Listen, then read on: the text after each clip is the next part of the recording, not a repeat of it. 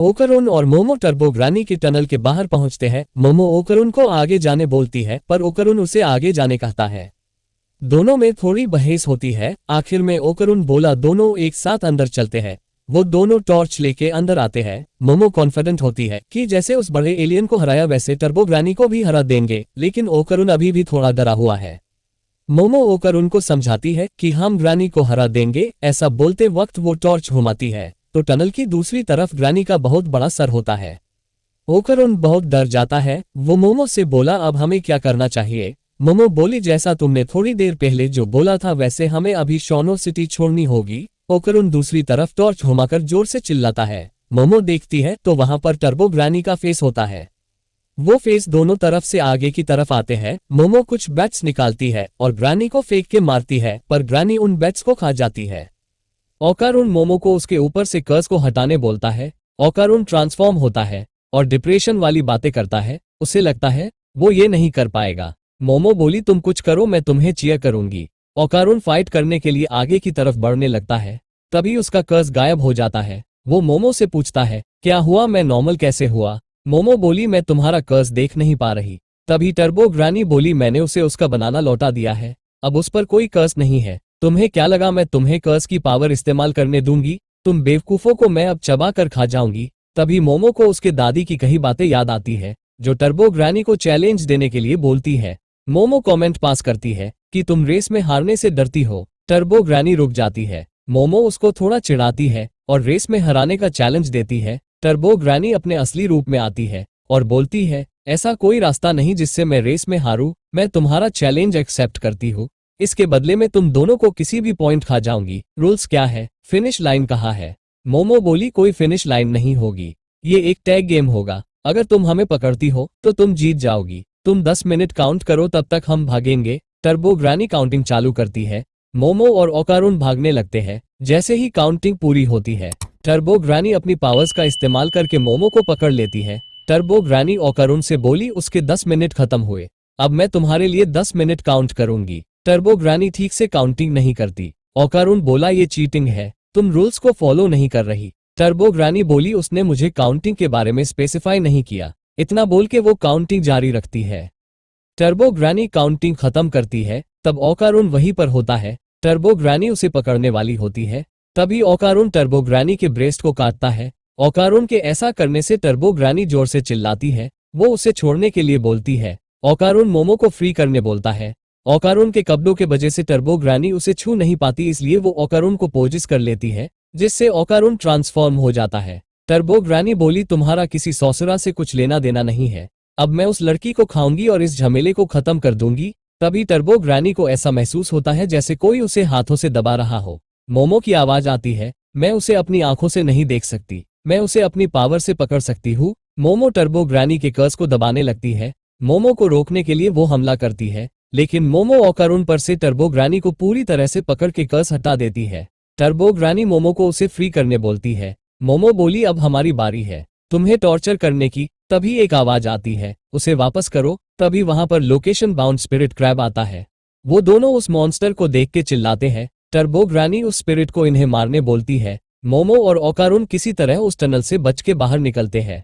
ओकारुन भागते हुए बोला ये लोकेशन बाउंड स्पिरिट क्रैब क्यों है? मोमो बोली दादी ने कहा था जो लोग मर गए थे उन्होंने मरे हुए लोगों की दुनिया में जाने वाली नदी को पार करने के लिए फ्रेश वाटर के क्रैब में खुद को बदला। उस क्रैब को एक साइन बोर्ड दिखता है, वो उसे डिस्ट्रॉय करने लगता है। टर्बो ग्रानी उस क्रैब को उसकी तरफ आने बोलती है।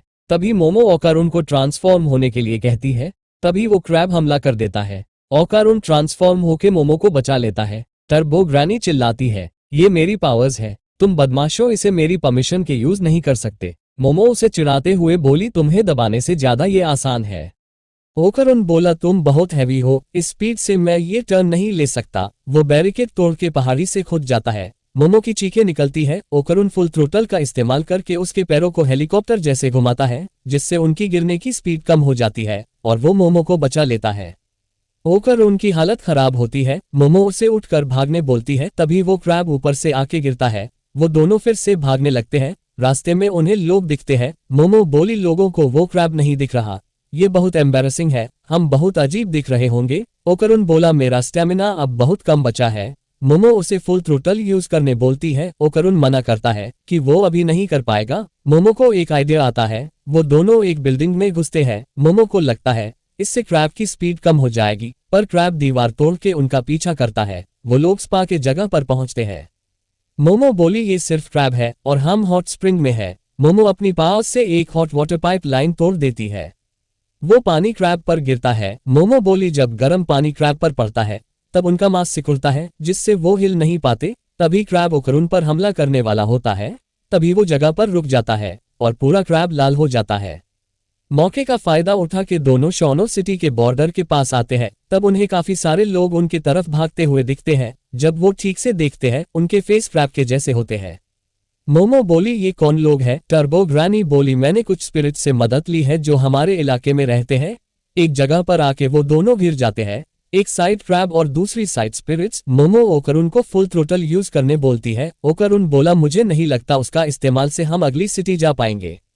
मोमो बोली अगर उसे यूज नहीं करोगे तो हम यही मारे जाएंगे। ओकरुन उसकी बात मानता है। मोमो उसकी पीठ पर बैठ जाती है। वो सारे स्पिरिट्स के बीच में से भागने लगता है। इसमें मोमो भी अपनी पावर्स का इस्तेमाल करती है। वो स्पिरिट्स से बचते हैं। तभी क्रैब उनके सामने आके हमला करता है। ओकरुन उसके हाथ पर से खुदकर ऊपर की तरफ जाता है। अपनी पूरी ताकत से एक बहुत लंबी छलांग लगाता है। ओकरुन बोला हमें दूसरी डायरेक्शन में जाना है। मोमो अपनी पावर से डायरेक्शन चेंज करती है। वो दोनों अपनी पावर्स का यूज करके लैंड करते हैं। अब ओकरुन की हालत बहुत खराब होती है। वो हिल भी नहीं पाता। मोमो जब उठती है तब टर्बो ग्रानी वहां पर नहीं होती। तभी टर्बो ग्रानी उन दोनों पे हमला कर देती है। अब वो उस क्रैब के साथ जुड़ जाती है। टर्बो ग्रानी बोली कुत्तों के बच्चों, मैं तुम्हें खा जाऊंगी, तो अब भागो। तुम चाहो तो शॉनो सिटी छोड़ सकते हो, मैं तुम्हारे लिए काउंटिंग भी करूंगी। मोमो बोली मुझे सिर्फ 1 सेकंड लगेगा मेरी एबिलिटी से किसी भी चीज को पकड़ने के लिए। ऐसा बोलते ही वहां से एक ट्रेन जाती है।